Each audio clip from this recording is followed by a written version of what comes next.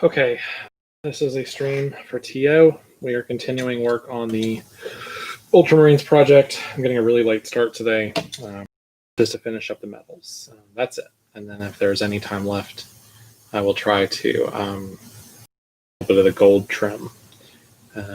So yeah, see where we get.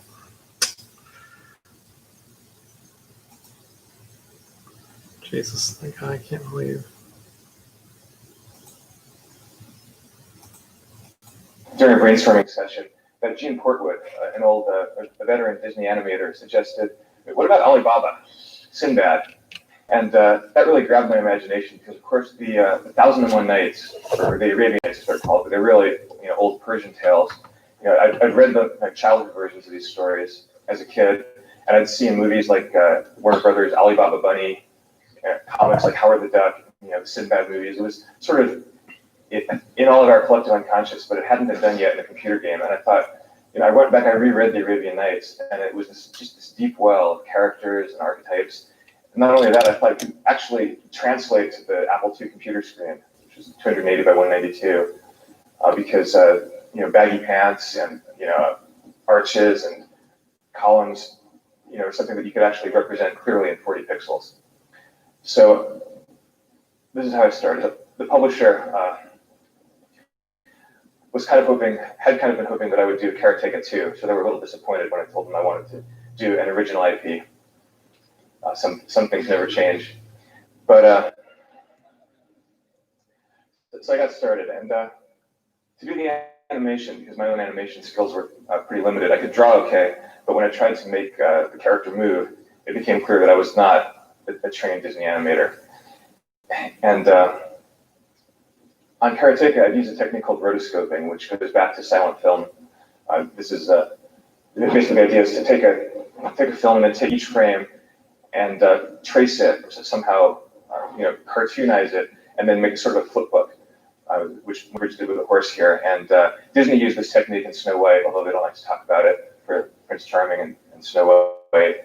Ralph Bakshi used it more recently in his Lord of the Rings animated film, and of course I'd used it in Karateka. So I like the idea of using silent movie techniques for a game, partly because games were a new medium and they didn't have dialogue, couldn't move the camera a lot. They had a lot of the same limitations that silent film had in the early days. So I shot some reference footage. That's my brother David. He was 16 years old in high school at the time. This is actually filmed in the Reader's Digest parking lot across the street from our high school. So I had him run, jump, and he wasn't the greatest athlete, but he was willing to do it for me. And whereas Karateka, I'd used Super 8 film. For this, I used the new technology of videotape. And a VHS camera at the time was not really an everyday piece of household equipment.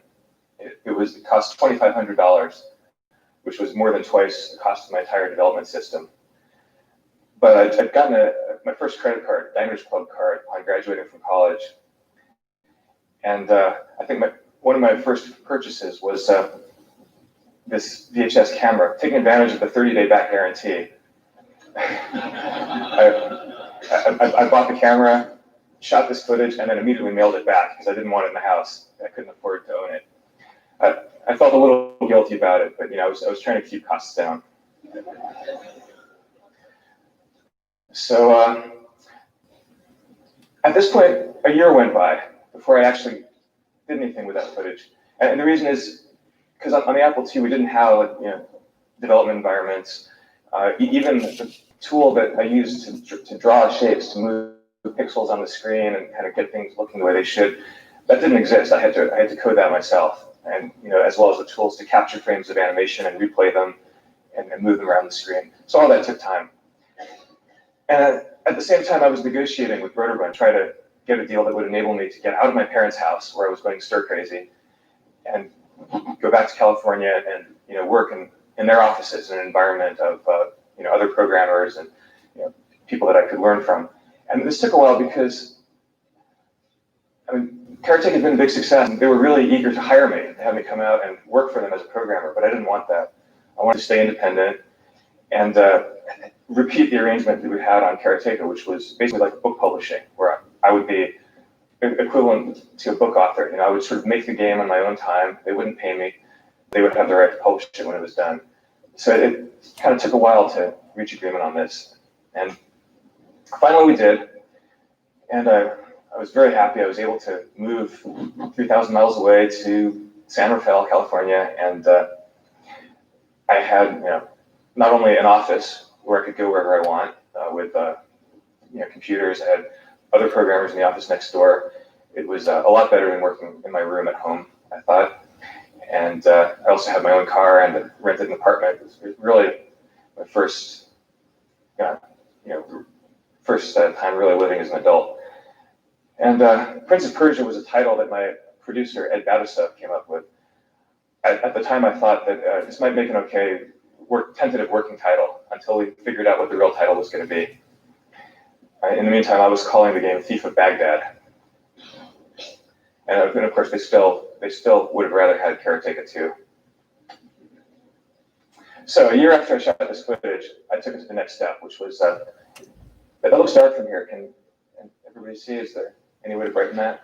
Maybe I can do it here. Let's see. You can see it? Okay, cool. So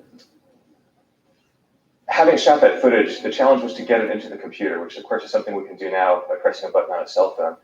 But with the technology I had, it was a bit more of a challenge. And I experimented with various techniques and finally came upon a way that worked pretty well. This involved buying a VCR. This time I bought it for real. It had to be a VCR that had a clean freeze frame. So I set up a 35mm film camera on a tripod, drew the curtains to shut out light from the room, and took a picture of the screen. Frame advanced the film, took another picture, frame advanced, took another picture, skipping every third frame, so that it was 8 frames a second. So in this way, I exposed several rolls of film, took it down to the photomat, developed them, and then this gave me my flipbook for the rotoscope. So here, what I did, I went with a black Sharpie and outlined the character, then used whiteout to sort of create a clean silhouette, which let me get to the next step of doing a black and white Xerox of that frame, which I then put on an animation stand, pointed a kind of a cheap black and white security type video camera at it, and there was a British company that made a card for the Apple II, which made it possible to digitize a frame, one frame of video. And so I captured this frame into the computer, and then I was able to use my own drawing tools to clean up the frames, cut them out, move them around. And this is what it looked like. That was a thrilling moment for me to, after 2 months of work, to see that character running and jumping on the screen. And this is what the character looked like after cleanup. So at this point, I had my kind of technical proof of concept. And I switched gears and really focused on game design. It's interesting, on every project I've worked on since, this always comes up at the beginning. How do you start? Which comes first, the chicken or the egg? Do you start by making a game that's fun but ugly? Or do you start by trying to make something that looks like the game, that kind of gives you a vertical slice of gameplay, and then build out from there? So I won't pretend that there's one answer that works for every project, but for Prince of Persia, for what it's worth, I started like this, by getting a character running and jumping, and then I built the game out from that. And I built the world in a modular way. The idea being that I could build levels like Load Runner in sort of a level editor, and so that I could quickly move around and recombine pieces to change the gameplay experience, that I could play test and iterate very quickly.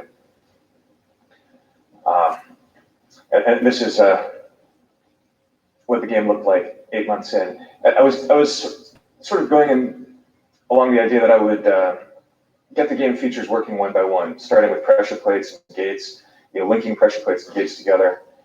And you can see it's very slow. I was going to have to re-optimize the graphics routines many times after this. But I was building up the game so that I could actually play it at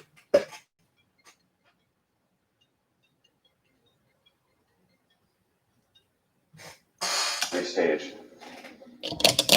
Now, the tools that I was using were these sort of cursor-driven, pixel-moving tools, keystroke-driven tools that it was really easy to crash. You had to know what not to do. in short, they were tools that only I could use and that only a programmer could love. And at a certain point, for the level editor, I really wanted to go beyond that and make a tool that was more fully featured. And this is the level editor that it took a few months of upfront investment to build. If you see, I had a menu screen where you could actually pick up pieces with this 3D scrolling cursor and then drop them into the environment. I was inspired partly by the Mac interface, but if I'm being honest, really by a game called Pinball Construction Set, which was the first Apple II game to use that sort of graphical Mac-type interface in a game. And it was a lot friendlier than having to memorize 15 different keys that you had to use.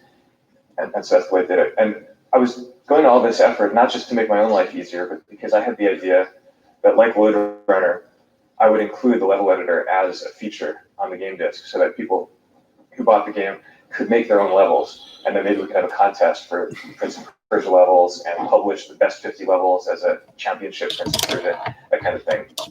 And for that, I had to make this level editor pretty bulletproof so that consumers wouldn't accidentally create a level that would cause bugs.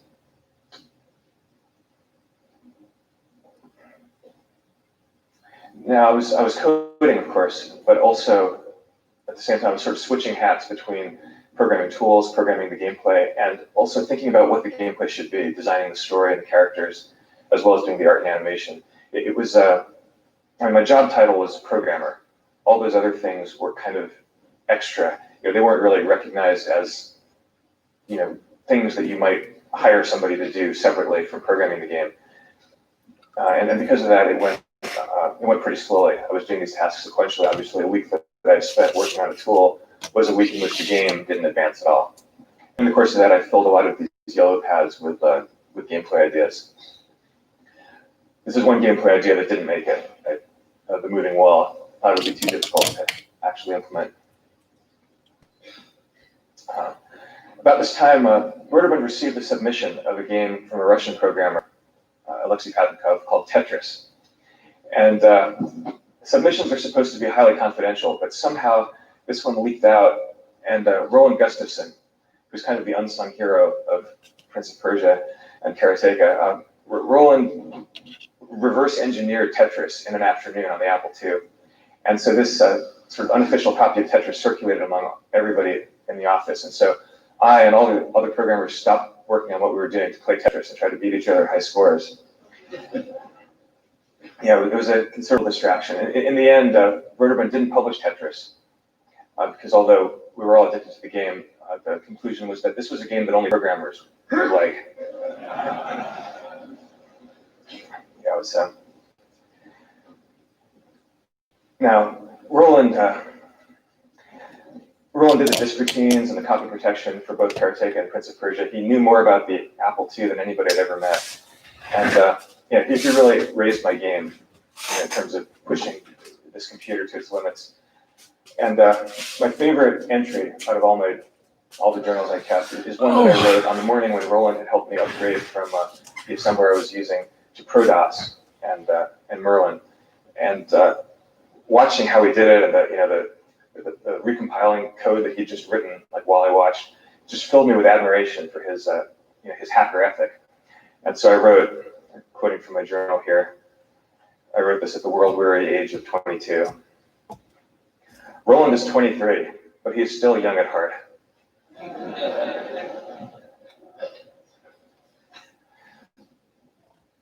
And where did the screen go?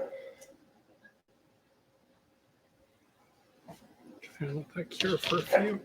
Come back to you. So the game was starting to take shape, and I realized that there were other movements that I hadn't filmed the first time around that I was going to need.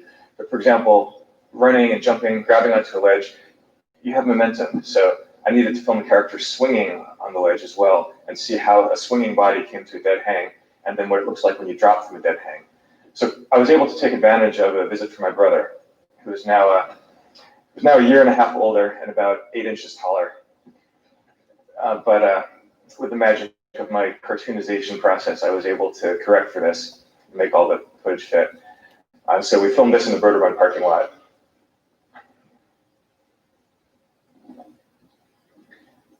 I had a conversation with my producer in February about when I was going to be finished with this game.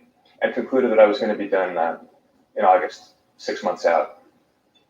Little did I know that I was always going to be 6 months out from finishing for at least the next 2 years. Damn. But until now, I've been things making have the pretty same problem. slow but steady, consistent progress on the game. And it was about to hit a major setback. Okay, so the summer after college, that summer when I was at home videotaping my brother and negotiating with Rotorund and programming tools, I'd also written a screenplay because that was also one of my dreams. And some of my friends from college, like George Hickenlooper, had gone out to LA. He was trying to make it as screenwriter and film director. And that was really exciting to me. It seemed like a long shot. It didn't seem very realistic. Whereas making computer games was. I don't know. But anyway, through one thing or another, I had this screenplay. It was like a sort of a typical 80s movie. It was a thriller about a kid who's into cave exploring.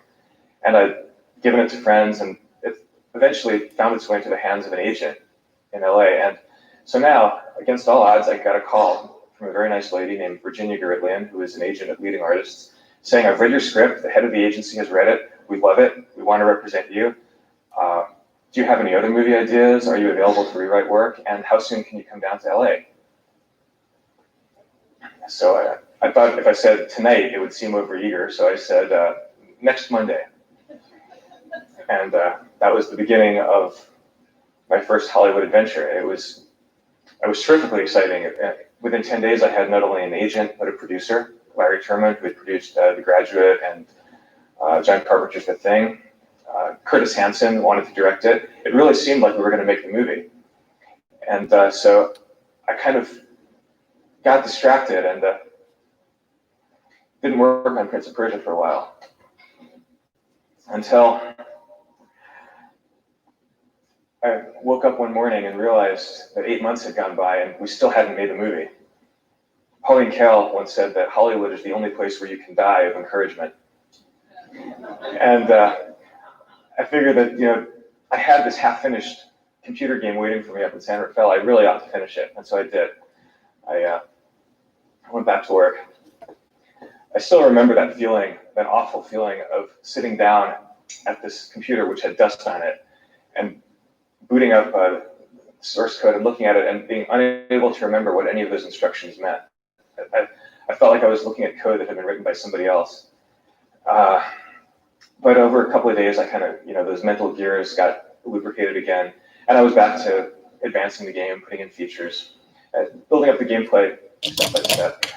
This sketch interested me when I came across it because it reminded me that I didn't plan out what Prince of Persia gameplay was going to be ahead of time. I just started building it up, and so there were some emergent properties that I hadn't imagined. For example, I had loose floors, I had pressure plates that could open gates, but what happened when a loose floor fell on a pressure plate? I had to deal with that. I figured, well, okay, it should just stick open that gate so it can never close again. Or vice versa, if it's the kind of pressure plate that closes a gate, it can protect you from that. So new puzzle ideas came out of that, and it's something that I wasn't smart enough to anticipate that before I'd actually created it. The game still had the ability to surprise me. The story of the game was still very much in flux. I mean, I had a vague idea of what it was, but it was a lot more complicated than what I finally ended up with. There was an amulet, there was a genie, it was, I forgot the details. Okay, so I've been doing everything up to this point on 5 1/4 inch floppies, and I had a really cool development system because not only did it have 2 drives, but it had 2 computers. That is, one for playtesting and one for coding, so that I was able to take the disk out of one drive, put it into the other on the other computer, and then immediately play what I just coded. And if it crashed, it wouldn't crash my development system, and that saved me a lot of time. So I thought this was pretty much the last word in development environments. But when I got to Broderbund, some of the other programmers told me about this thing called a hard drive. I'd never seen one, but it sounded really cool. And it was really expensive. And so it persuaded the head of product development to requisition one for me. And he did. And a year later, it arrived. And it changed my life. I could work a lot faster. Instead of having to switch disks every time I was working on a different source code file, I could keep all my source code files in memory on the same disk. It was great. And the game, of course, was still limited by the memory of the Apple II itself, 64K, or about the size of an average email message with no attachments. And this had to contain not only the screen, actually 2 screens because I was page flipping, but also all the shapes of animation, all of the sound effects, code, everything. And I was using every trick that I had to try to squeeze out a little extra shape for a few more frames of animation. And I was pretty much tapped out. Okay, so my best friend, Tommy Pierce, who was working in the office next door, creating educational software, whenever I had something cool on the screen, I would show it to her, and she always said the same thing. She'd look at it, she'd say, combat, combat, combat, and walk away, which drove me crazy. Because I explained to her, the idea of this game, this was not a fighting game like Karateka, this was a puzzle game like Castles of Dr. Creed. And my basic concept was to create the most lifelike, fluidly animated human game character ever. And the trade-off of that was that there wasn't enough memory for 2. There couldn't be another character. But that was okay because the idea was that this was a character who was trying to survive, like Buster Keaton, in a world that was dangerous, where he was escaping death through all these violent traps. But he himself was not a violent person. He was surviving. He wasn't dishing it out. Basically limbo. And which is a great game, by the way. And if I had seen that when I was trying to make this game, I would be like, yes, that's what I want this game to be. But Tommy wouldn't settle for that. Every time she saw, what I had, she'd just say those same 3 words that drove me crazy. And she just wouldn't let it go. She'd say, well, why can't you use the same shapes for your enemy like you did in Karateka? And I explained, look, in Karateka it worked because I could swap out the head and just make the other character look identical, but with this blue evil horned face, and so look like an enemy. But this character is too specific. He's got a personality.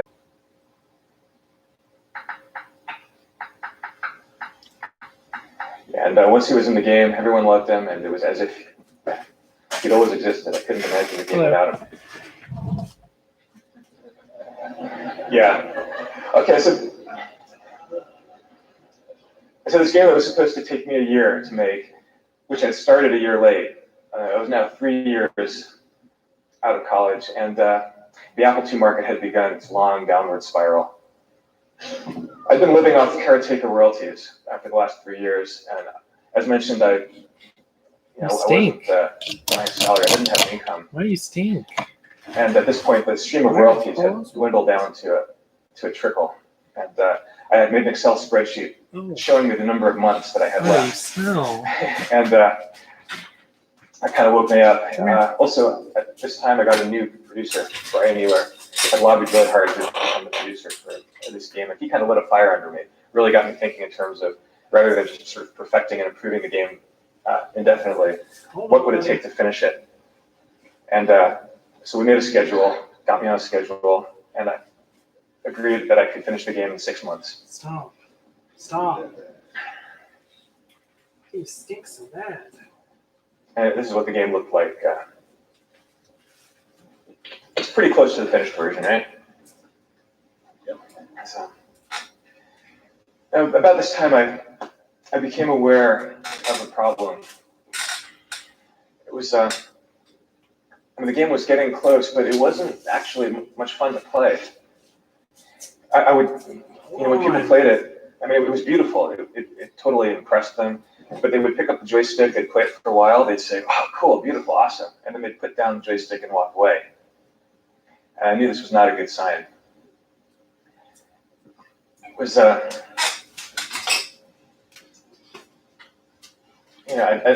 make...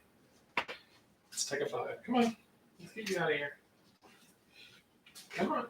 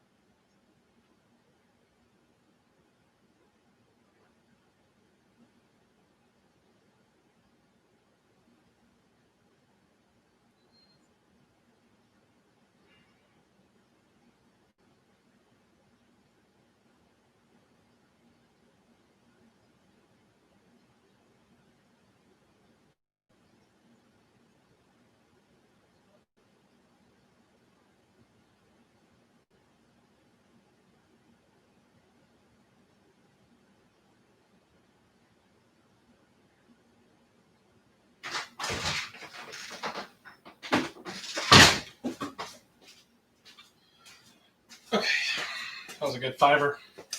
Cat got fed, so we're getting started. Let's keep going. Made a game, or that, as Gene Port would like to call it, was an effect in search of a game. It just didn't have that, I gotta keep playing quality. And Tony, as usual, came up with a pithy phrase to express this, which I recorded bitterly in my journal. This is Tony speaking. I like games where you can shoot things. Your game has no rewards except getting to the next level. It's all about survival and no triumph. And of course, she was right. So I had sort of a crisis where for about a week, I just re-examined all my assumptions about what I thought this game was going to be. And I went back and I looked at my first game, Karateka, which I'd sort of been dismissing as a very different kind of game, a simple, mindless, repetitive kind of gameplay, whereas Prince of Persia was going to be a more sophisticated, like a Lode Runner, Dr. Creep type game that really engaged your intellect, as well as your fingers on the buttons. And but I realized that Karateka, for all its simplicity, had some basic virtues that I've been overlooking. I've speeded this up 4 times the original speed, so it doesn't take too long. Karateka, you're always moving left to right. You knew what your goal was. It was, moving right equaled progress. Every fight had these strength meters so that you could tell at a glance whether you were winning or losing. And your goal, not only the girl who was waiting at the end of the game, but along the way, every fight, every signpost, every gate told you were getting closer to your goal. And, whoops.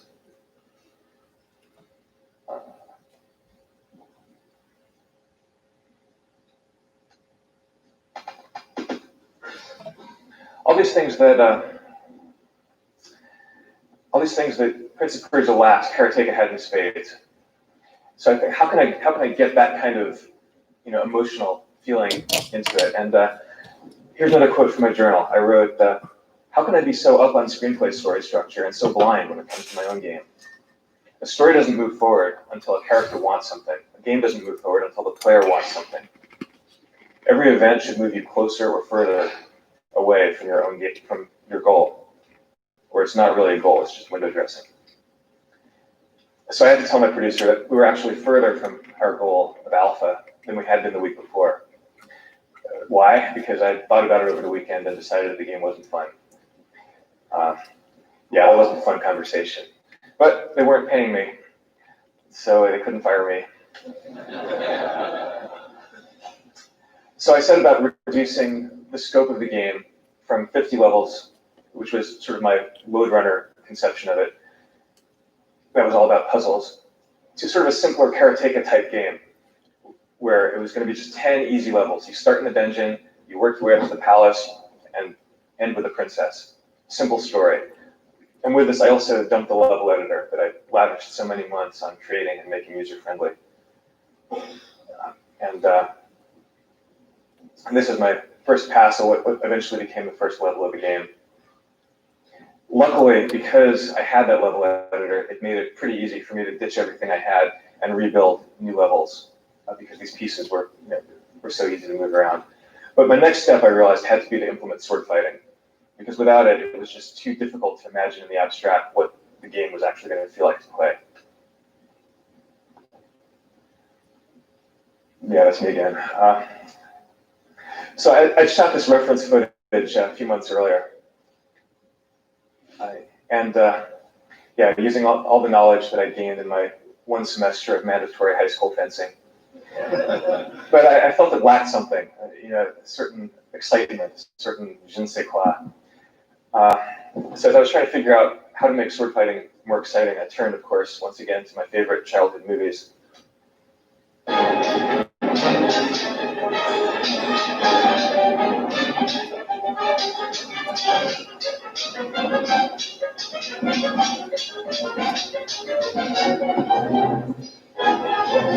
A little dark, yeah.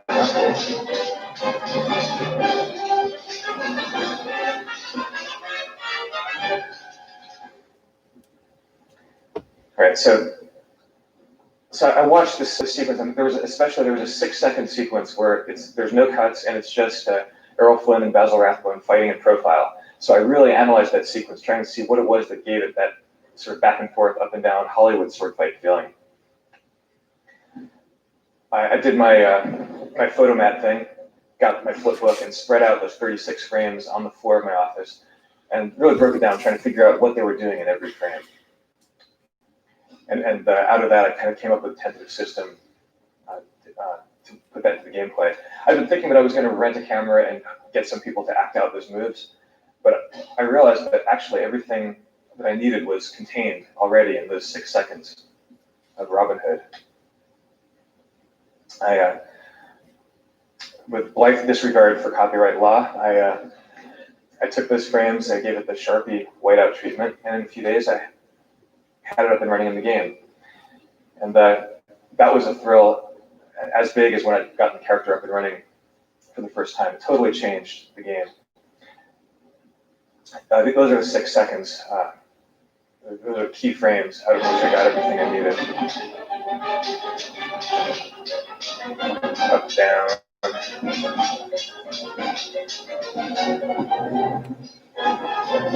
And that's how it appeared in the game. That's the final fight with the car.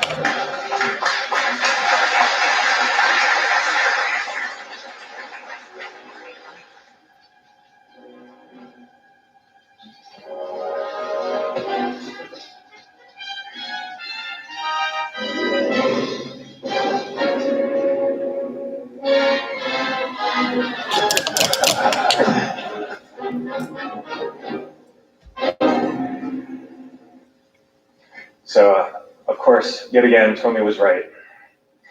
And my New Year's resolution for 1989 was simply to finish the game. So, designing those levels, I went back and I played my favorite platform games again, trying to figure out what it was that made games fun and addictive, trying to get the right balance of action, exploration, puzzles, and the level editor, of course, made it so easy to remake the levels and change them. This is the office where I've been living for the last 3 years. Yes, that is a mullet. And they say programmers have no sense of style.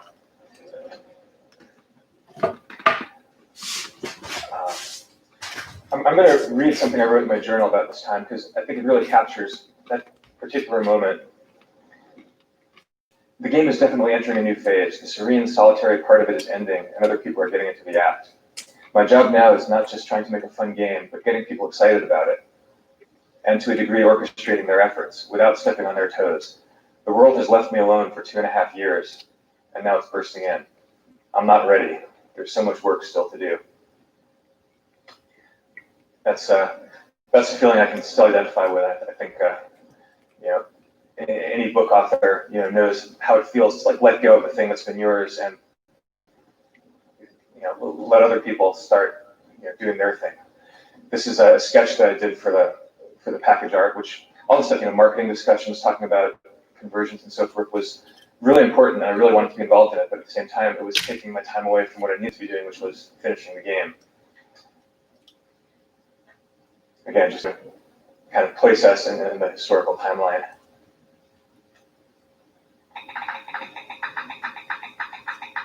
This is a finished level from the game.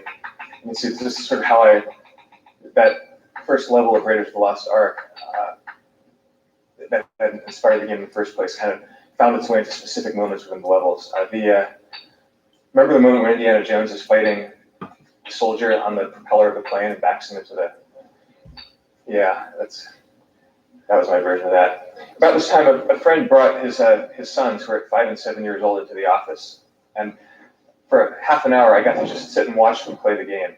And that was really a great moment because I didn't say anything. I just watched them play. I watched them die on the spikes over and over for half an hour. But they kept coming back. They kept trying it again and again. And I realized that the game was, first of all, the game was working, which was very rewarding to see. But most importantly, I liked these kids. And I saw that they love games. And the fact that I had made a game that they thought was cool, they were willing to play, was kind of reminded me of why I had begun this in the first place. And it really made the whole thing worthwhile. This was as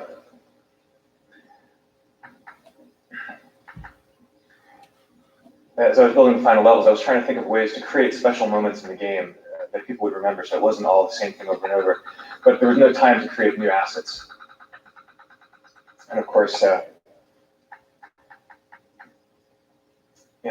lot of the great ideas that I'd had, like the skeleton coming to life, the little white mouse, a lot of these had to go by the boards because there was just no time to do them. So many of those moments that we remember from the game sort of got crammed in there in those last few weeks.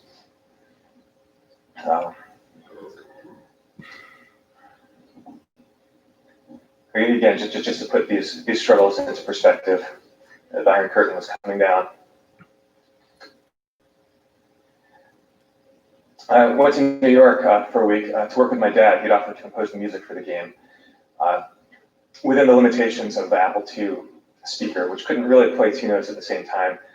So he'd play the music on his Steinway, and I'd go walk over to the computer and I'd type in the hexadecimal note values to try to simulate what he'd done. It was pretty agonizing, but even that crude music added a lot to the game.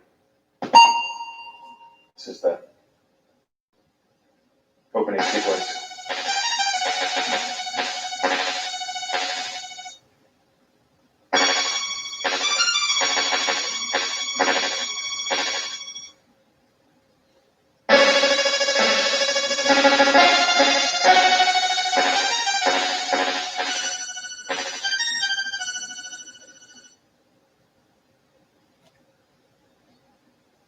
This is the penultimate battle here with before you go fight Jafar. And again, how do you create a boss fight when you've got no time or memory to put in new animations? This is the battle with your shadow self, and the trick here was that every time you hit him, you lost the point of your strength, because of course he's your reflection. He is you. So the only way you could win this fight is to go against every reflex that you've learned in the course of the game. Put down your sword and rejoin with him, and then you get back all the hit points that you lost along the way. And most importantly, I was able to do this in a day.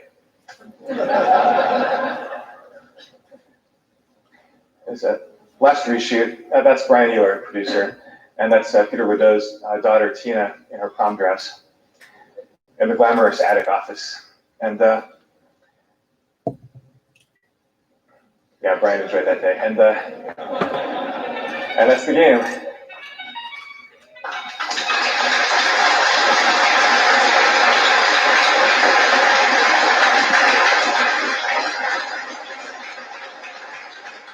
I see we're actually out of time. People need to go. I could talk for 5 more minutes.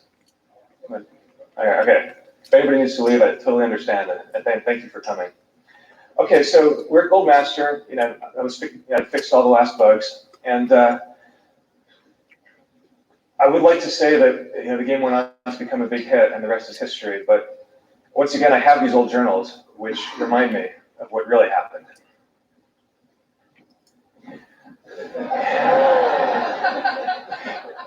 As I might have mentioned, the Apple II market was dying, and this Christmas '89, it was still possible for certain games like Vertirin's top seller, Where in Time is Carmen Sandiego, could still sell 15,000 copies in 1 month.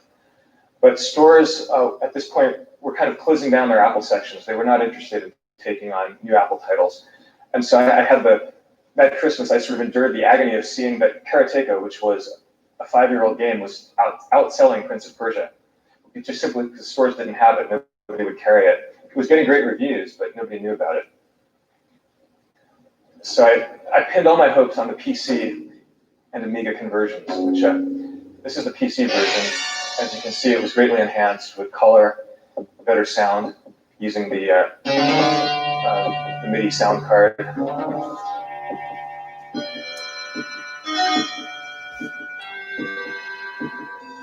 And my dad went back and reorchestrated the music to take advantage of what this machine could do. Real artists came in and redid the graphics to make them more beautiful. And the PC was the top platform. It was on its way to world domination. And so it really pinned my hopes on the Prince of Persia becoming a hit in its PC version. Released in May 1990, and it didn't sell. There were a lot of reasons for that. One was that it was a conversion, not an original title. Stores didn't really want to carry conversions of a title that hadn't sold well in the first place. And also, it was a flip-top box, which was seen as very old-fashioned. at this time, all the top-selling games came in bigger candy boxes, and that's what stores wanted to carry. So September, I got the chilling news that the largest chain electronics boutique had recalled and delisted the game in all formats. So this was a year after the first release. Prince of Persia had sold 10,000 copies in all formats, and it looks like that was going to be it. So I kind of figured, okay, this is a long story short, we were saved by a combination of factors. The Mac version had been delayed by the programmer who was doing it, was very methodical, and he had remade the game every time a new Mac came out, so that, first for the LC, for color graphics, and then for the large screen, so that by the time it finally came out 2 years late, there was a Mac market ready and waiting for this game. There was a new marketing department. They re-released the game in a new candy box, and suddenly, years after its release, Prince of Persia was selling. And most importantly, the foreign and console versions, which had been done by teams I'd never met in countries where I'd never been, were now released. And Prince of Persia went on to sell on all platforms worldwide, 2 million copies. Anyway, we're out of time. If you want to hear more details about, thank you.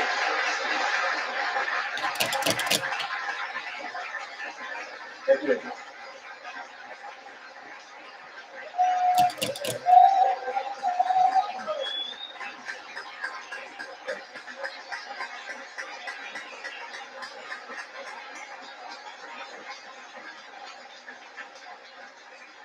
Thank you, very kind.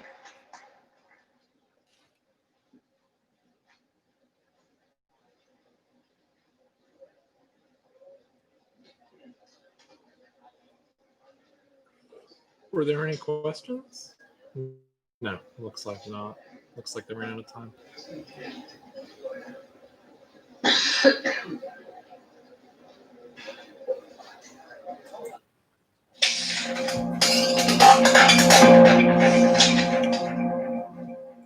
should begin. That means it's time for me to ask you all. Are you ready to log in? Yes? All right, let's go! Welcome to the Classic Game Postmortem for Ultima Online, 20 years going strong. In alphabetical order, Richard Garriott, Lord British.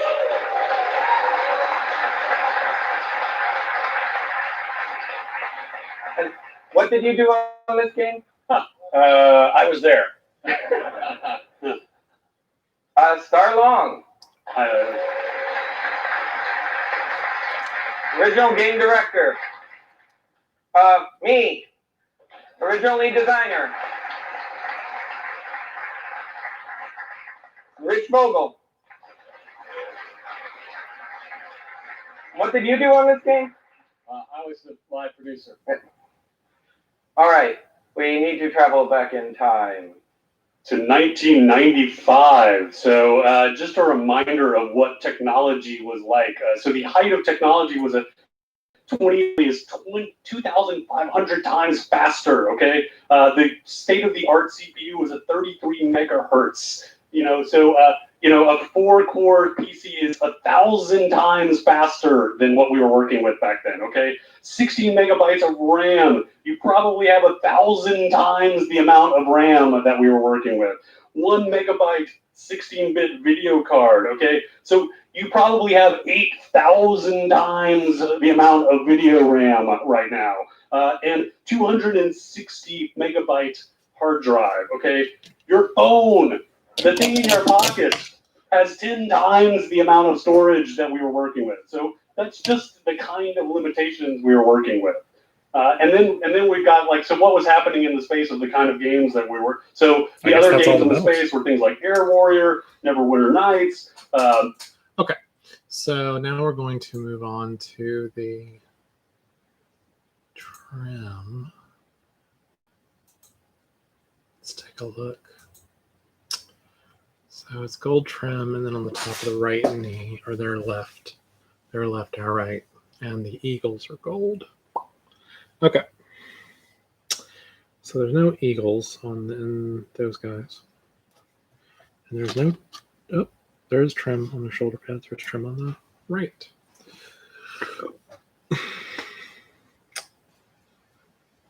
All right, so here's the question I have is,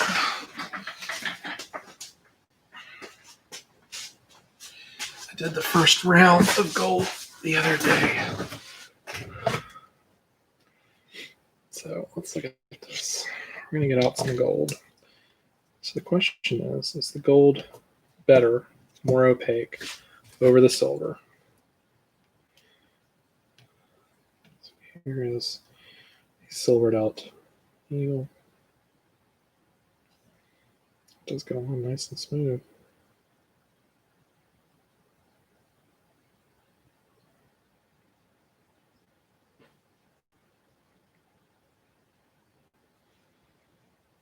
It's good. So just creating that metallic backing is pretty good. Okay, here's another question. If I mix that with the gunmetal, will that give me a good base? And the short answer is no. It is too opaque. All right, so here's what we have to do. We're going to do the trim, one pass with gunmetal. Cool. I'm not going to watch this thing.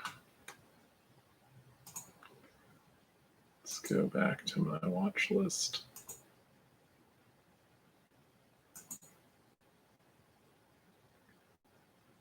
And let's sort it by date added newest.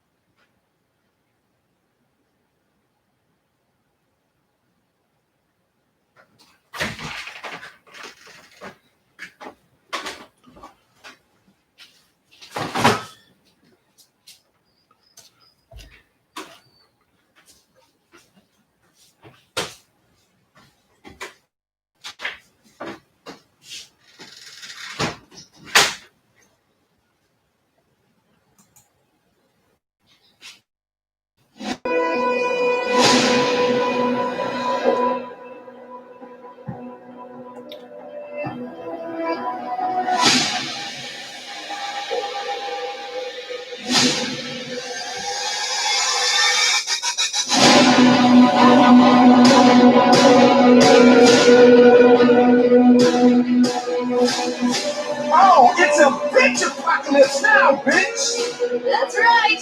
Come to mama. Hey, look what we got right here. Alright! This could be fun. Hell yeah! I'm coming! Bring it on!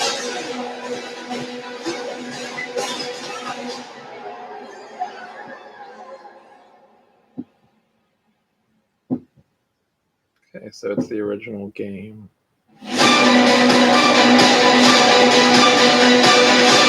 Just updated. Interesting.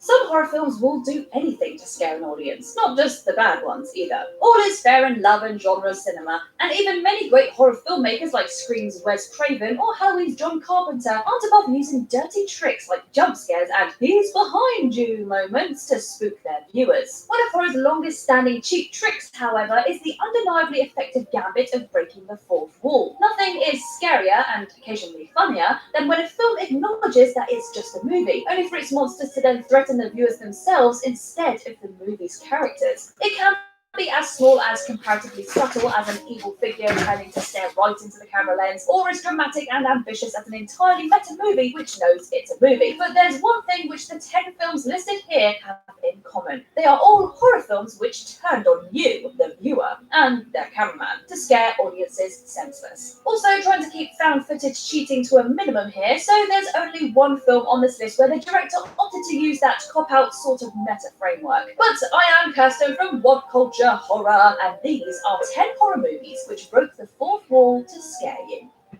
Number 10, The Woman in Black. Released in 2012, The Woman in Black was a terrifying piece of period horror from the thought-to-be defunct British genre stalwart Hammer Studios. Starring Harry Potter himself, Daniel Radcliffe as a grieving father tasked with taking an inventory of a supposedly haunted remote manor. The film's creepy story saw a string of gruesome accidents before local children after The Woman in Black was a terrifying piece of period horror from the thought-to-be defunct British genre stalwart Hammer Studios. Starring Harry Potter himself, Daniel Radcliffe as a grieving father tasked with taking an inventory of a supposedly haunted remote manor. The film's creepy story saw a string of gruesome accidents before local children after the unassuming protagonist's arrival. This bleak flick was a tonal departure from director James Watkins' bloodier previous film, 2008's hoodie horror Eden Lake. However, despite earning a 12 rating in its home country, The Woman in Black managed to be more memorably dark than a lot of gorier entries into the genre. The film's scary simplicity is best epitomized in the closing moments of this chilling horror. Radcliffe's hero may be dead, but he's reunited with his son and wife in the afterlife, so at least it's not totally terrifying. That is, until the eponymous evil turns to face you, the unsuspecting viewer, in the film's unexpected and blood-freezing final shot. Ooh, goosebumps. Number 9, The Tingler. 1963's The Tingler is at least it's not totally terrifying. That is, until the eponymous evil turns to face you, the unsuspecting viewer, in the film's unexpected and blood-freezing final shot. Ooh, goosebumps. Number 9, The Tingler. 1963's The Tingler is not by any means the best film on this list, but the horror from exploitation legend William Castle is easily the most infamous one listed here, and for good reason. Following a scientist who unearths a parasite living in humans that feed off of their fear, the film's ostensible plot was simple enough. The director, however, had an ambitious vision for pulling off the movie's horror, which fell in line with Castle's earlier gimmick-based horror movie conceits. In the case of The Tingler, larger cinemas had their seats outfitted with vibrating buzzers. Yes, really. Thus, when the eponymous monster was unleashed on the audience late in the film's third act, the audience would be shocked, literally, to find something writhing in the aisles. The ludicrous gimmick was a success, and like most of Castle's films, The Tingler was relatively well received for a low-budget campy horror. Unfortunately, watching the film from the comfort of your phone screen leads to a pretty disappointing experience, as the movie really is lacking when shorn of its gimmick. Number 8, The Last Horror Movie.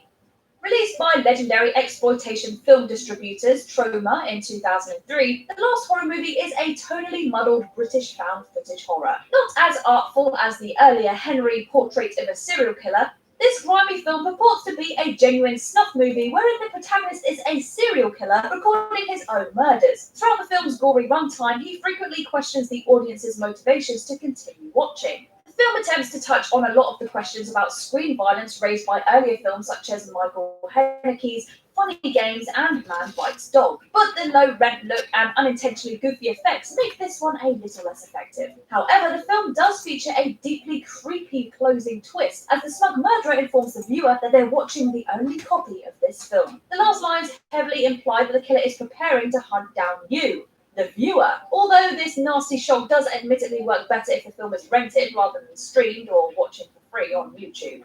Number 7, In the Mouth of Madness.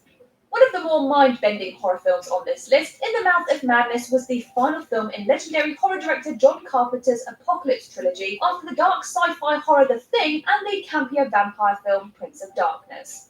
The story of this twisty horror owes a debt to Cthulhu creator H.P. Lovecraft, as it follows an insurance agent's attempts to track down his missing client, enigmatic horror author Sutter Kane. A thinly veiled Stephen King parody, Kane is eventually revealed to be a godlike figure who created the town his supposed insurance agent is trapped in. That's when the viewer discovers that said insurance agent is actually one of Kane's fictional creations. Not only that, but the world as he knows it is about to come to an end with the release of Kane's movie adaptation. This surreal film ends with its shattered hero laughing to himself as he watches the film adaptation awaiting the end of the world. As for the title of this cursed film he's watching and simultaneously starring in, come on, it's In the Mouth of Madness. Of course it is. Number 6, Unfriended. Released in 2015, Unfriended was a mean-spirited piece of teen horror from MTV Studios, which centered its action around an inventive gimmick. The movie's action unfolded in real time, following the gruesome fates of some unlikable teens as the friend that they bully to death returns from the grave and off them one by one. Not only this, but the film's action also took place entirely on the screen of one of the characters' laptops. The entire group were on an ill-fated Skype call for most of the film's runtime, meaning the audience only glimpses the gory death scenes via their webcam feeds. This inventive approach elevated an otherwise forgettable teen horror into a darkly funny success, and the film won over fans with a $64 million box office. The ingenious premise was never better used than in the film's closing moments. With everyone else dead, our ostensible heroine finally shuts her laptop, reminding viewers that the entire preceding film has been seen through her eyes. And the fourth wall won't save viewers from the vengeful ghoul who grabs the laptop that this flick is filmed on and attacks its owner in the terrifying last shot. Number 5, The Devil's Chair. Disliked by critics upon its 2007 release, The Devil's Chair is a disarmingly simple, low-budget British horror. The thinly sketched story follows a man who is committed to an asylum after the eponymous torture device kills his hookup. Ugh, hate it when that happens. Of course, this being a horror, some genius psychiatrist decides that after 5 years in the asylum, our hero simply needs to face his fears and return to the scene of the crime. What follows is a lot of creepy scenes wherein the doctor, his assistant, and our hero narrowly avoid sitting in said chair. Finally, after an admittedly tense but overlong series of near misses, someone takes a seat and all hell breaks loose. That's when this blackly comic effort features some hilariously unexpected and surprisingly creepy fourth wall breaking. Later in the game, our narrator admits that it all got a bit silly here, before berating horror fans with an audaciously scolding, "Look at this poorly written, badly acted Is there any truth in this B-movie banality? Just like Gladiator." Except here, the hero is complaining about fictional films rather than real life and death combat. Close though. Number 4, Funny Games. The most infamous and ambitious entry on this list, Michael Haneke's Funny Games was the last in a long string of cinematic provocations from the austere auteur. Beloved by high art connoisseurs, his earlier effort, Benny's Video, came close to blaming violent movies for real-life murder and crime. In comparison, this 1997 home invasion horror gave up any pretense of subtlety. The infamous fourth wall demolishing exercise in meta horror sees a pair of well-spoken blokes break into a family's vacation home and proceed to torture and kill them. The gimmick, because even high art auteurs need one, is that these killers talk straight to the viewer during the film. Kind of like a pretentious Austrian Wayne's World. What begins as some smirking aside soon turns to a disturbingly Looney Tunes cartoon as the pair resort to rewinding the film's action at one point. It's around this stage that viewers can choose between laughing at the audacity or solemnly nodding along to the film's sledgehammer subtle point of, "Those films will rot your brain, kiddo." Number 3, Blue Velvet. As far from Michael Haneke's Funny Games as cinema gets, infamous screen weirdo David Lynch's Blue Velvet was the Twin Peaks creator's first deep dive into subverted images of picket fence Americana. A suburban mystery, the film stars future Dale Cooper Carl McLachlan as a well-meaning teen who becomes embroiled in all sorts of dark criminal underworld scheming when he spies on his stunning neighbour. The film's creepy, hypnotic mystery features memorable on-screen psycho Dennis Hopper as its chilling villain. One deeply unsettling sequence sees him assault a distraught Isabella Rossellini as McLachlan watches, helpless to intervene. It's shortly afterwards that Lynch pulls off an audacious and deeply chilling fourth wall break. Remember that potent moment when Dennis Hopper's twisted villain stares into the screen to tell the voyeuristic viewer, "You're just like me." Sure, he's technically talking to McLachlan's character, but there's no shaking the discomforting intensity of the scene, which manages to address the viewer directly without losing any narrative effectiveness. Number 2, Wes Craven's New Nightmare. Some horror films are happy with just a mere moment or two of fourth wall breaking, but 1994's New Nightmare had bigger and stranger ideas in mind. This 90s meta horror sees the demonic dream-invading villain of Wes Craven's Nightmare on Elm Street series horrified to see his once ferocious on-screen image ruined by a string of stale, unscary installments. What's a slasher to do? Well, in the case of Freddy Krueger, the answer was attacking his creator, the actor who plays him, and the start of his earlier on-screen efforts in this strange, self-referential film. Robert Englund plays both himself and Krueger, whilst actors John Saxon and Heather Langenkamp play fictionalized versions of their real-life selves plagued by their on-screen nemesis. Trippy, funny, and damn scary, this surreal hit provided a blueprint for the later Scream series. However, none of the Craven's later films broke the fourth wall as explicitly as the sight of Freddy Krueger attacking his own creator. Number 1, Psycho.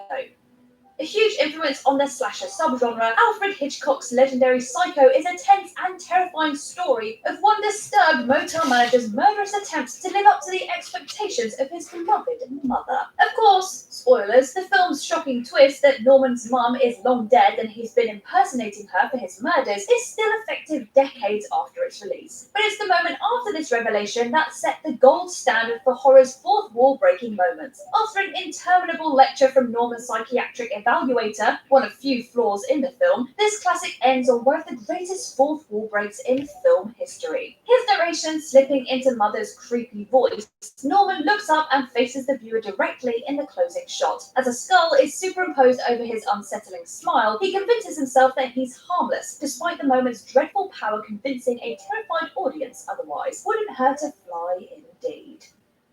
And there you are, the 10 horror movies which broke the fourth wall just to scare you. But let us know your favourites down below. If you like this video, make sure you give it a thumbs up, and if you haven't already, click that subscribe button as well as the little notification button. These celebrities only have themselves to blame for their falls from grace. Welcome to Watch Mojo, and today we're counting down our picks for the top 10 celebs who have ruined their careers in 2020 so far. For this list, we'll be looking at famous people whose past or recent actions seriously damaged their reputations in 2020. We're not saying it's impossible for some of these celebrity careers to recover. In fact, some may have already been redeemed. But if a celebrity's reputation took serious damage in 2020, they will be eligible for this list. Number 10, Lea Michele. Why is everybody leaving? Because this party blows. In May 2020, Lea Michele tweeted her support for the Black Lives Matter movement, but the tweet became a lightning rod for controversy when her former Glee co-star, Samantha Ware, replied to the post. Ware said that Michelle had insulted her, targeted her, and threatened to get Ware fired off the show. I knew from day one when I attempted to introduce myself. There was nothing gradual about it. As soon as she decided that she didn't like me, it was very evident. It was after I did my first performance, that's when it started. Shortly after these accusations became public, many other actors and actresses told their own stories about Michelle's bad behavior on the hit musical series, as well as other productions. As the controversy continued, food delivery company HelloFresh severed their ties with Michelle. The actress eventually issued an apology on Instagram for her past behavior, but in an interview with Variety shortly after the blow-up, Ware questioned whether Michelle had truly learned from her mistakes. Number 9, Nick Cannon. So then these people who didn't have what we had, and when I say we, I speak of the melanated people. Right.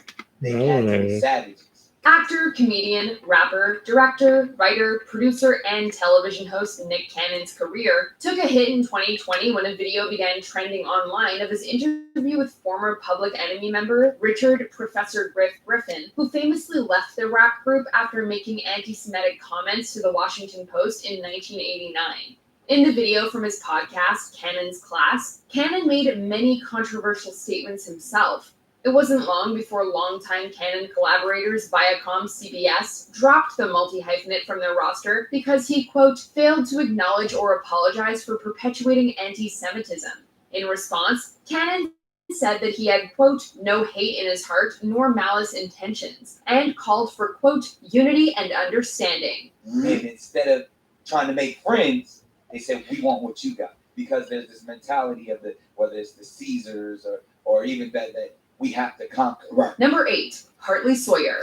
Team Flash might have to save the day without the elongated man next season. Hartley Sawyer played the stretchy superhero in seasons 4 through 6 of The Flash. But before he put on the mask, the actor joked about racism, sexism, assault, and other taboo subjects on Twitter. Other tweets featured homophobic language and were degrading towards women. When these tweets reemerged in 2020, Sawyer was fired from his role on The Flash. People like me are just trying to get from one bill to the next. I wouldn't have to be living like that if you hadn't cost me my job. You got yourself fired! After he apologized for his actions, both his former showrunner Eric Wallace and co-star Grant Gustin expressed their anger and disappointment at his distasteful tweets. And then, one day, it's going to dawn on you that you did the wrong thing. Number 7, Ellen DeGeneres. The voice behind Finding Nemo's Dory can't seem to stop swimming into controversy in 2020. When life gets you down, you know what you gotta do? I want to know what you got to do. Just keep swimming, just keep swimming. When Ellen joked that quarantining herself in her mansion was like being in jail, she was called out for not recognizing her privilege. One thing that I've learned from being in quarantine is that people, this This is like being in jail, is what it is. Shortly after she made this joke, numerous people shared stories about Ellen being mean and disrespectful to her guests and staff. But the biggest controversy revolved around her show's production. I get to come to work every single day with people who make me laugh. I love everybody I work with. Several members of her television crew had their pay reduced and saw their roles replaced by freelancers when Ellen's show moved to a virtual format. Amidst all the controversy, Ellen won a Daytime Emmy Award for the Best Daytime Talk Show in 2020. But even so, with some, her reputation has taken a hit. Number 6, Jeffree Star and Shane Dawson. YouTube sensations Jeffree Star and Shane Dawson are known for their controversial behavior and feuds, but 2020 took things to a whole new level. Like how bad? Really bad. I'll show you before and after later. Controversial content from both creators resurfaced that year, including screenshots of an old Jeffree Star Cosmetics website featuring Nazi imagery, as well as old Shane Dawson videos featuring blackface and use of racial slurs. Dawson was also called out by Jada and Jaden Smith for making inappropriate sexual remarks about Willow Smith when she was only 11 years old. Jada tweeting, quote, "To Shane Dawson, I'm done with the excuses." Jaden tweeted a series of red-faced cursing emojis, writing, "I'm screaming at the top of my lungs." As a result, Shane's YouTube channel was demonetized and he lost other business deals, while Jeffree remained silent. If the past has taught us anything, however, it's that this Dramageddon is far from over. I'm ready to own up to this stuff, and I'm ready to hopefully show you guys that it's okay to admit when you're wrong. It's okay to be upset at your past self for making mistakes, but also it's okay if people don't want to accept your apology. Number 5, Doja Cat. Shortly after Doja Cat's single Say So trended up to the top of the charts in May 2020, hashtag Doja Cat is over party started trending on Twitter. The hashtag picked up traction after rumors and questionable videos suggested that Doja Cat made appearances in racist chat rooms. Twitter users also alleged that the title of her Din Do Nuffin song was a racist reference meant to mock African Americans who experienced police brutality. If you're a true fan of me, if you're young, all of my young fans, people who look up to me, my behavior isn't something that always needs to be followed. I'm not perfect. While Doja Cat apologized for using the term, she said it was never meant to reference current events. She also denied taking part in any racist conversations or associating with white supremacists. Number 4, Lana Del Rey. Singer Lana Del Rey felt her songs were constantly being criticized for, quote, glamorizing abuse. So in May 2020, she took to Instagram to defend her works. Del Rey started the post by claiming artists like Nicki Minaj, Beyonce, Cardi B, and more were able to sing about sexuality without being called out. Fans felt Del Rey needlessly criticized her fellow female artists while ignoring the fact that they have received backlash in the past. They also felt like she was specifically targeting women of color in her complaint. Unlike other celebrities, Del Rey skipped the apologies and started defending herself against angry fans. The culture is super sick right now, and the fact that they want to turn my posts, my advocacy for fragility into a race war, it's really bad. Although her Instagram post was meant to reduce criticism coming her way, she may have drawn more critics against her.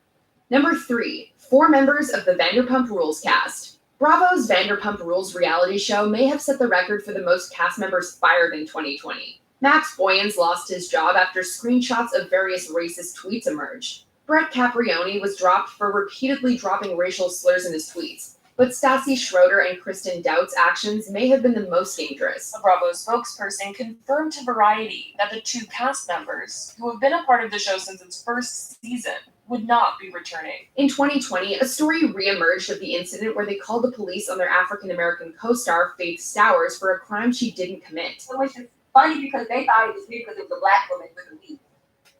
So they just assumed it would be me. Although all 4 of the fired reality stars apologized, neither the network nor the fans seemed ready to forgive them. Between the bad press and the loss of so many cast members, some fans are ready for Bravo to cancel Vanderpump Rules altogether. Number 2, Chris D'Elia. During his tenure on Netflix's You, Chris D'Elia played a predatory comedian. Well, I never pitch without at least one scotch in me for luck, so in your case, we want juice. Yeah, I'll take a watermelon. Okay. In 2020, a number of Twitter users claimed that Art may have imitated his real-life behavior. Multiple women accused D'Elia of asking them to meet privately, send explicit photos, or do both while they were under the age of 18. While D'Elia has strongly denied all the accusations, against him, he also apologized for how he's behaved with his lifestyle. That's my fault. I own it. I've been reflecting on this for some time now, and I promise I will continue to do better. Although he's yet to be charged for the crime as of early July 2020, he still faced consequences. DeLeo was fired from his talent agency, had his comedy special removed from Comedy Central, and had his episode of Workaholics taken off multiple streaming services. Seriously? Mm-hmm. Stop. Before we unveil our number one pick, here are a few dishonorable mentions. Abby Lee Miller. Allegations of toxic, biased behavior. She deserves nothing. Good Lord. Don't have an attitude that you are entitled in this world. You are not. Peter Hunziker. Racist, sexist Instagram post. Vanessa Hudgens. Disturbing coronavirus comments. Yeah, people aren't gonna die. It's just terrible, but like, inevitable? I don't know. Maybe I shouldn't be doing this right now. Victoria Fuller. Modeling in a White Lives Matter photo shoot. Cosmopolitan has pulled the cover of its next digital edition that features Bachelor contestant Victoria Fuller after learning that she had modeled a clothing brand that featured White Lives Matter. Dee Gwynn tweets about Black Lives Matter. As a result of Dee Wynn's offensive comments, they have severed ties with her. While the season will air as planned, the show strongly condemns systematic racism and stands with those raising their voices against injustices. Before we continue, be sure to subscribe to our channel and ring the bell to get notified about our latest videos. You have the option to be notified for occasional videos or all of them. If you're on your phone, make sure you go into your settings and switch on notifications. Number 1. J.K. Rowling. A series of statements made by Harry Potter author J.K. Rowling in June 2020 had some fans calling her Voldemort, or more specifically a TERF, which stands for Trans Exclusionary Radical Feminist. Following up her earlier Twitter history on the subject of transgender women, she released an online essay explaining her views. She's now written an essay on her blog addressing the accusations and saying her opinions stem from her own experience with domestic violence. That's why she's been pushed to advocate for women's rights, she says. Although Rowling's post discussed many topics, her opinions on biology and gender, as well as concerns with people who identify as women using female bathrooms and spaces, drew the most criticism. I'm sure there used to be a word for those people. Someone help me out. Wumbin? Wimpund? Wumud? She wrote. The author's statements inspired Daniel Radcliffe, Emma Watson, Stephen King, and many other celebrities to voice their support of trans people. I am deeply sorry for the pain these comments have caused you. Her words also caused multiple authors to resign from the same literary agency as her. Do you agree with our picks? Check out this other recent clip from Watch Mojo, and be sure to subscribe and ring the bell to be notified about our latest videos.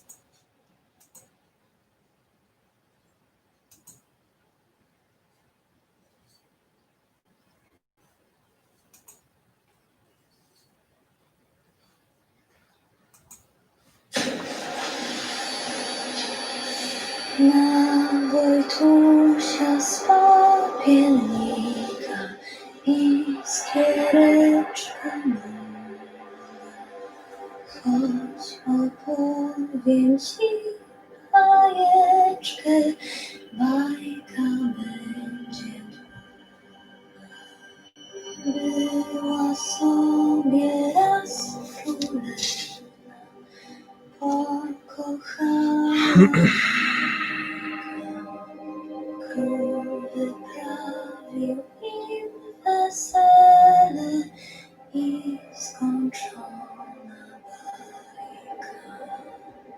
Była sobie baba Jaga, miała chatkę z masła, a w tej chatce same dziwy. Iskierka zgasła.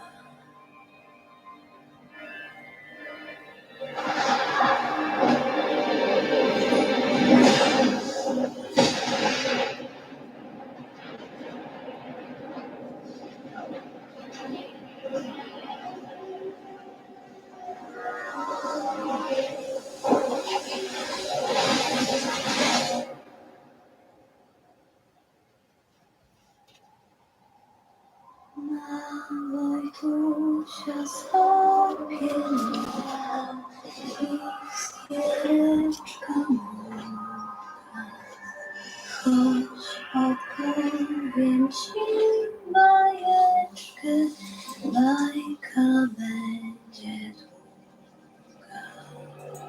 The last time we talked about Outriders was all the way back in February of this year. This is the upcoming third-person RPG shooter, or looter shooter, and as many of you may know, I'm a fan of these kind of games. This particular one is set in this dark sci-fi universe. There'll be 4 classes with unique skills, passives, and playstyles, loads of gear to collect as you chase certain stats, traits, levels, and rarities, a wide variety of locations to explore, enemies, monsters, and bosses to fight, and endgame progression through this world tier system. There's also drop-in, drop-out co-op, as this game supports groups of up to 3. There'll be character customization, and a fully voiced story campaign. This is also the game with those screenshots that make it look exactly like Destiny, but it's not Destiny, I promise. Now, when I released that first video, there had just been this major press event for the game.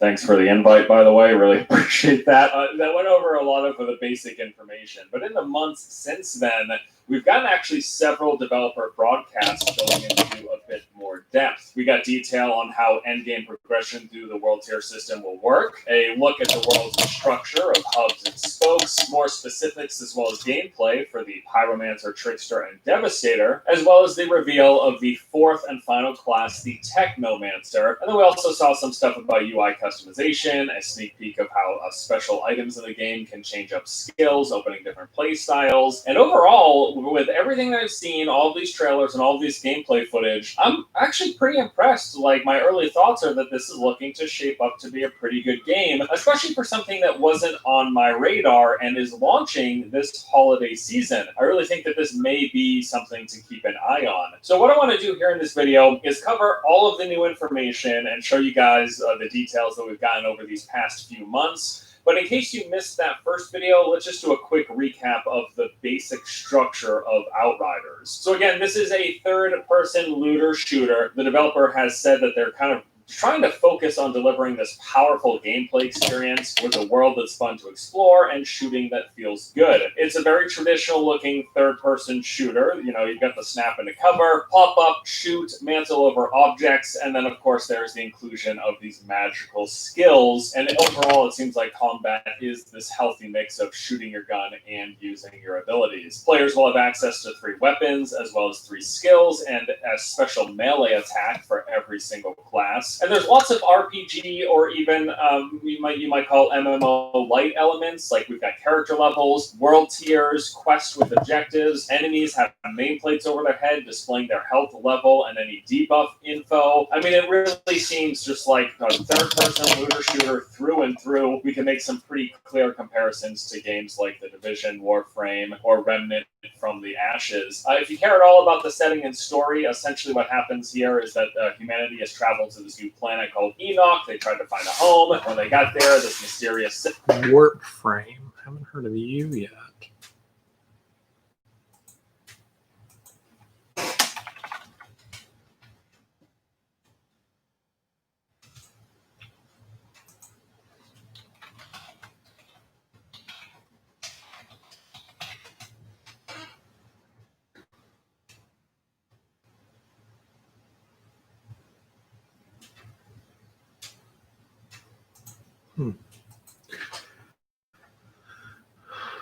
Well, let's wrap this up.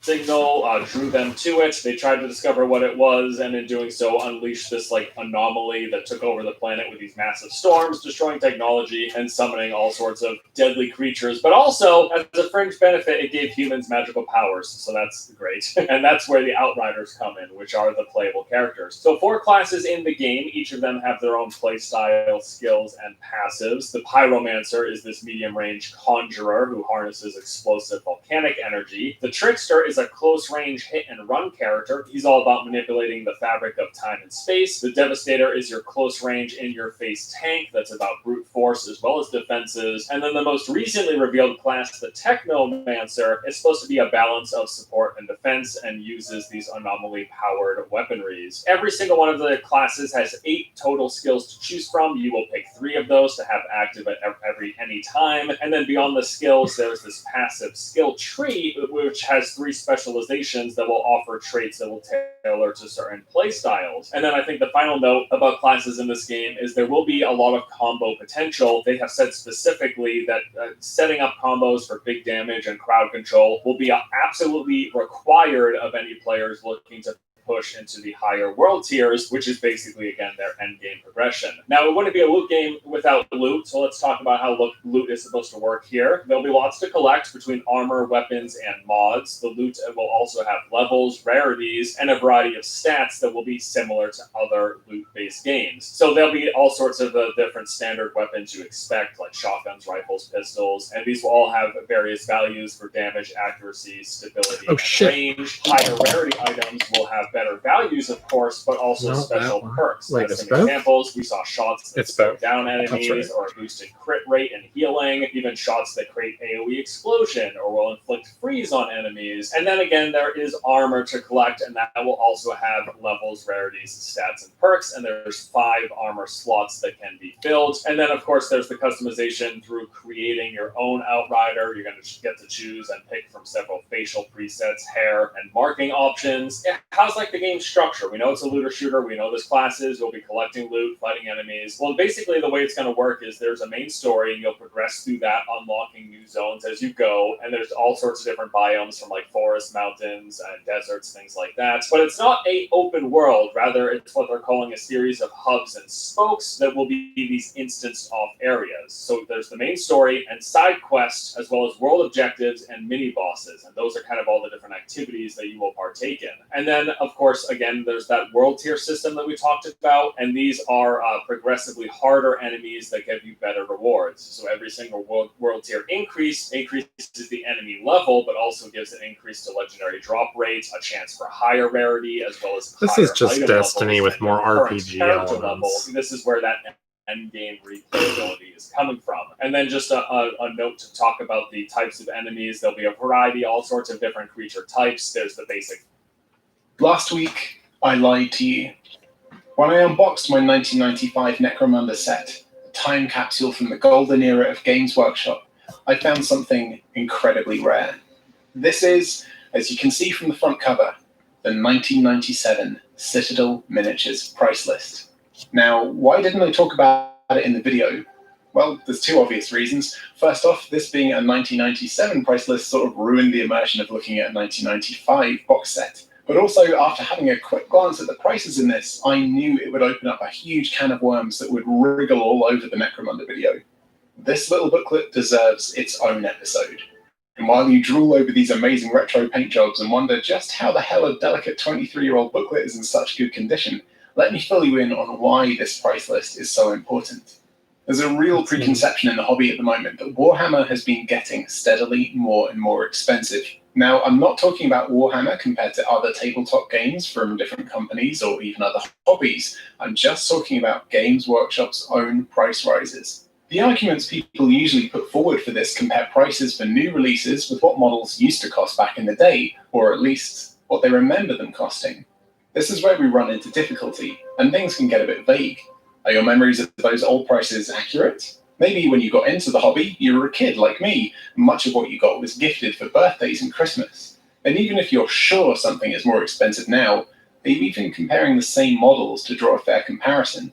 Games Workshop put out a lot of great miniature catalogues, but they often had no prices. White Dwarf often had price lists for the mail order, but usually just for the new items they were showing off in that issue. This 1997 price list gives us a pretty comprehensive look at prices across different games and model types all in one place, so it should make for pretty interesting reading. Before we take a closer look, we need to cover a really important factor: inflation. Now, don't worry, I'm not going to deep dive into economics, the causes of inflation, price indexes, stuff like that. All you need to know is that the equivalent value of money is different today in 2020 than it was in 1997, for example. There are loads of handy tools around online that let you see what an amount of money from a point in the past is equivalent to now in whatever currency you choose. For example, in 1960, the average house price in England was about £3,000, which works out around £70,000 in today's money. Insert boomer joke here. A new Ford Escort would have cost you almost £7,000 back in 1983, and that's about 23 grand now. You get the idea. So for the purpose of this little peek back at Games Workshop history, £1 in 1997 is the equivalent to £1.83 now. Not quite double, but just about. That'll make it easier to draw some quick comparisons. Okay, enough chat, let's take a look. At the front of the catalogue, we've got the price list for Warhammer, which became Fantasy and then sort of mutated into Age of Sigmar.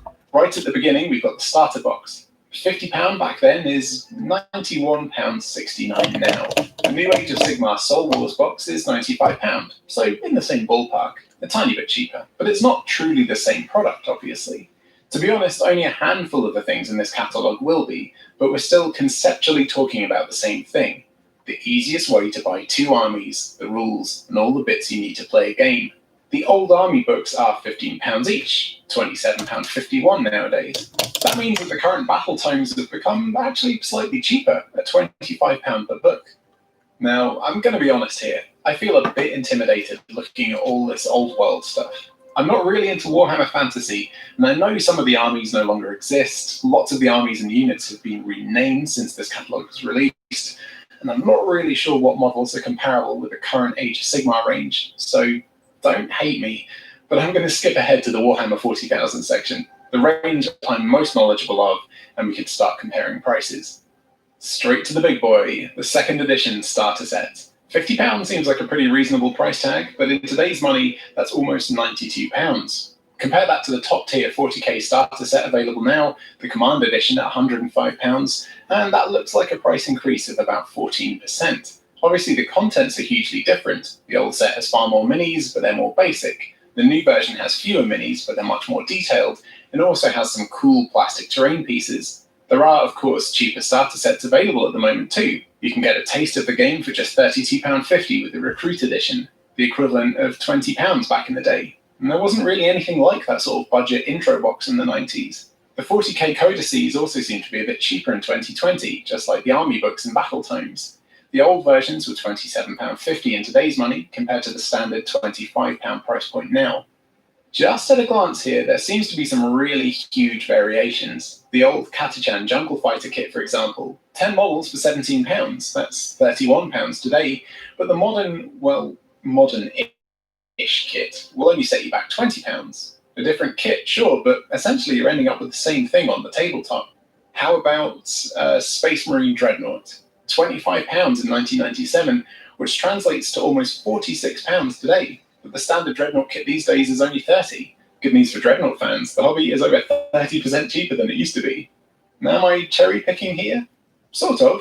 It's not just a one-way street, there are some huge price increases to talk about too, particularly when we talk about characters.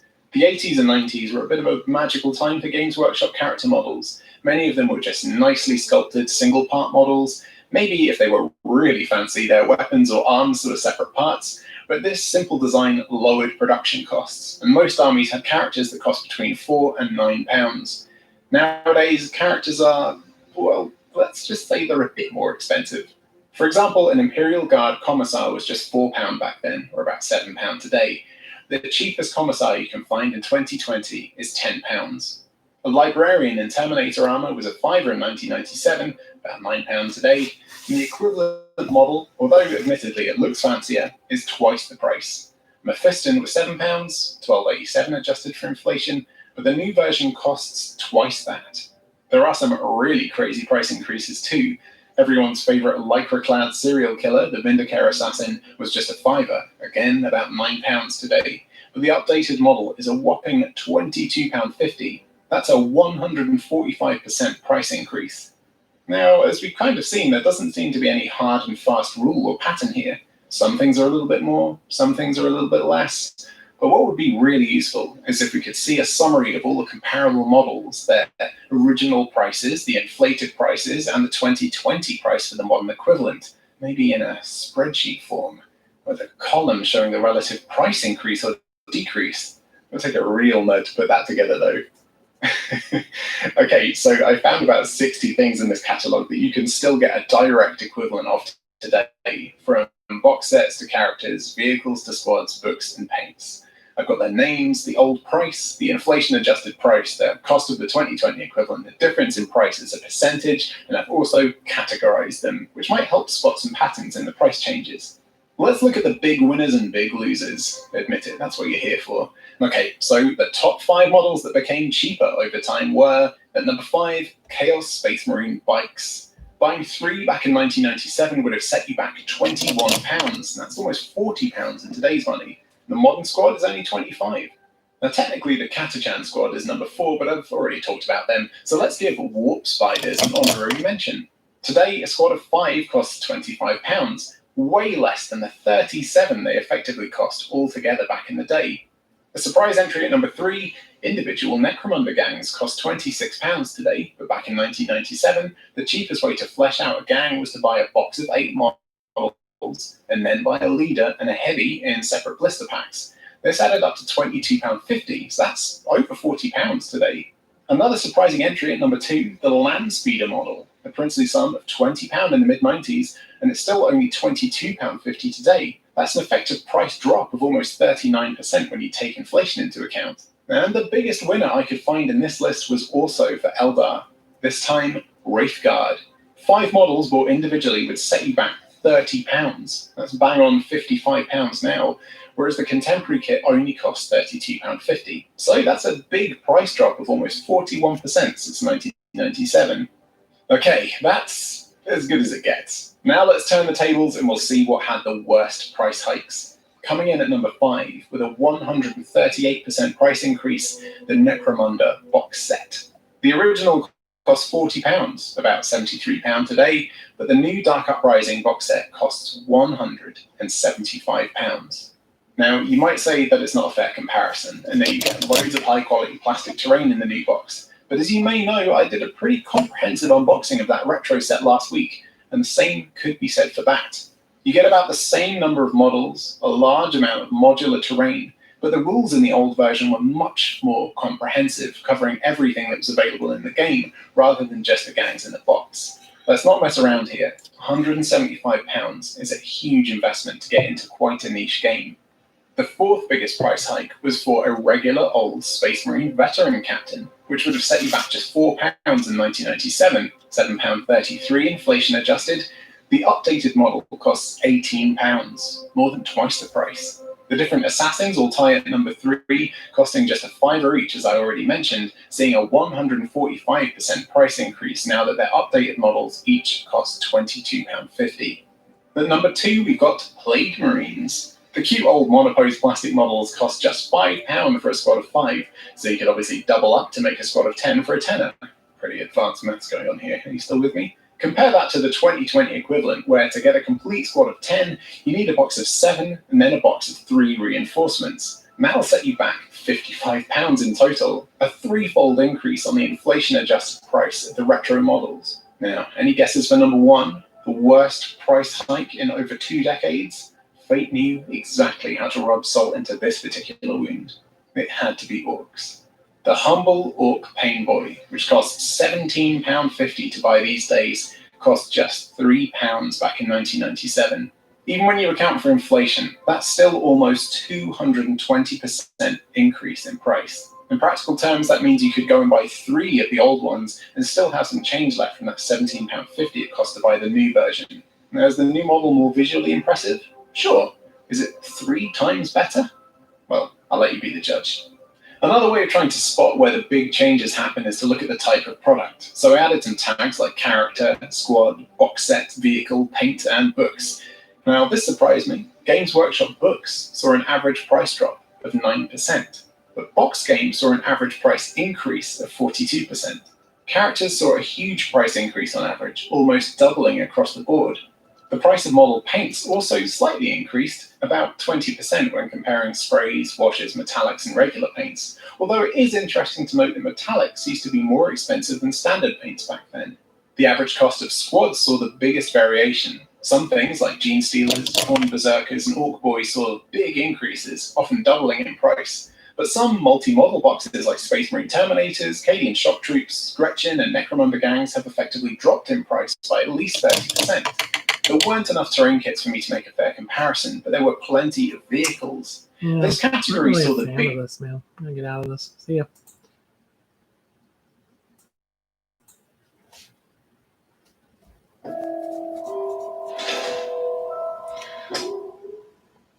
While the topic of this video isn't technically a horror movie, it might as well be, because honestly, I find 2019 to be kind of meh for horror movies, or at least ones that left me genuinely shaken.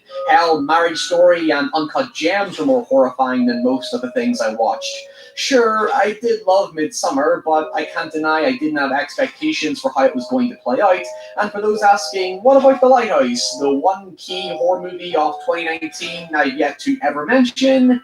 I mean, yeah, it came somewhat close at times, but that film is so abstract to a certain degree that I wouldn't say it made me fear anything as much as I liked it for appreciative reasons, shall we say. I know it seems like I'm setting the bar very high for myself, but after a while, there's a difference between appreciating the merits of something and feeling emotionally impacted by it.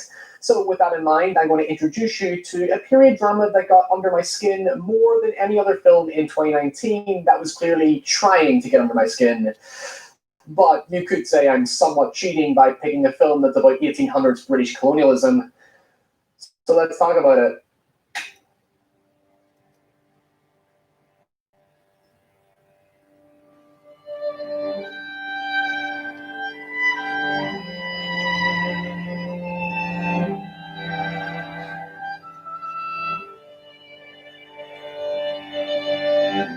So, when you take the atmosphere of The Witch and put it alongside the tone of The Revenant and then sprinkle the Babadook in between, you basically get The Nightingale, the second feature film by Babadook writer and director Jennifer Kent. Oh wait, Ryan, the Babadook, you say? Well, surely you'd think after such an influential cult-followed debut, there would be a bit more attention around her sophomore follow-up. And sure, while it features many of the eerie silent-era horror elements that the Babadook is best known for, The Nightingale is a very different and deeply distressing beast to watch. Now, I'm obviously not going to show anything that the YouTube police will bite my balls off for, but I am still going to give you a verbal content warning because during its run at the Sydney Film Festival, there were accounts of people walking out because of its very explicit depiction of rape and murder, as if people weren't expecting it from a film about 19th century colonialism. The film is set in 1825 on the British penal colony of Van Diemen's Land, before it became the colony of Tasmania in 1854, eventually being partially liberated as part of the Commonwealth of Australia in 1901. And with that, you get a pretty fair idea as to the kind of film this is. It's a morbid, grossly uncompromising portrait of the British Empire's supreme reign over a country that was basically used to exile prisoners from the civil population, during which the Empire tried to forcibly remove the Aboriginal people from their land entirely. The story, in a nutshell, follows an Irish convict called Claire who is savagely beaten and raped multiple times on screen and helplessly watches as her husband and baby get murdered by several British soldiers all within the first 20 fucking minutes before setting off on a journey to get revenge on said soldiers. And yeah, it sounds good. I'd watch it. Okay, we're going to call it a day.